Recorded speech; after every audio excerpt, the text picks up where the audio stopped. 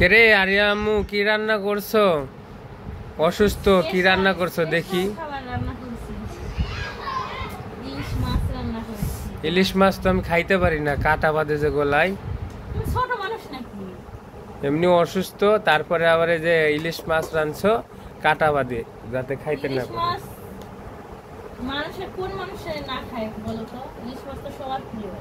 প্রিয় ওই যে কাটা বাঁধে, যে কাটা বাইসে দাও দেখি। পটল ভাজি দেখাইতেছো, ইলিশ মাছ কই? পটল ভাজা, ইলিশ মাছ কলা দিয়ে রাঁধছি, বুঝছো? কিসের কলা? কাঁচা কলা? হ্যাঁ, তো পাকা কলা দিয়ে রান্না করে নাকি? না, ওই যে তাই কইতাছি। বসো।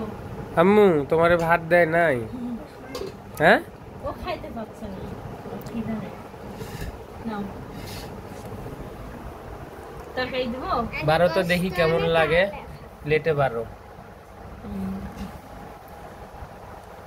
আমাকে মাছ বাইসা দাও, নাহলে আমি মাছ খাইতে পারবো না।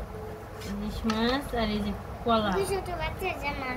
ও কাটা বাঁধে গলায় খালি। তরকারি কালারটা তো সেই হইছে। হ্যাঁ, কে রাঁধছে দেখতে হবে না? আর এই পটল ভাজি দুইটাই।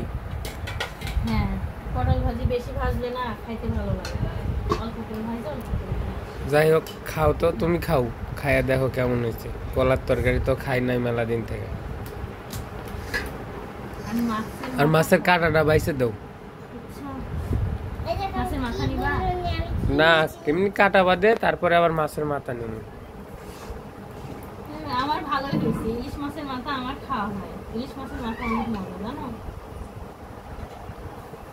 খাও, তুমি খাও, বেশি করে খাও। তোমরা তো বুঝবা না, ইলিশ মাছের মাথা যে খায় সে বুঝবে। আমার হাতে কি এলা?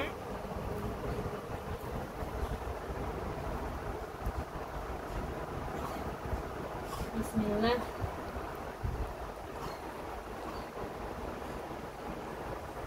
কিরম হয়েছে? অনেক মজা, কলাটা বাড়ির কলা, বুঝছো?